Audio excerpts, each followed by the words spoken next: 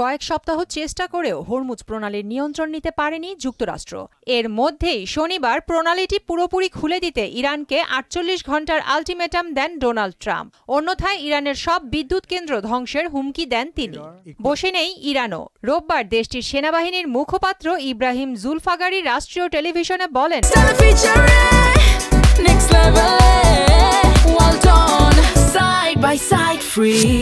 পারমাণবিক বিদ্যুৎ কেন্দ্রে হামলা হলে হরমুজ প্রণালী সম্পূর্ণ বন্ধ করে দেয়া হবে। এছাড়া ইসরায়েলের বিদ্যুৎ কেন্দ্র, জ্বালানি ও তথ্য প্রযুক্তি অবকাঠামো টার্গেট করার হুঁশিয়ারিও দেন তিনি। এদিকে হরমুজ প্রণালীতে ইরানের প্রতিরক্ষা ঘাঁটিগুলো পুরোপুরি ধ্বংস না হওয়া পর্যন্ত সামরিক অভিযান অব্যাহত থাকবে বলে জানিয়েছেন মার্কিন অর্থমন্ত্রী স্কট বেসেন্ট।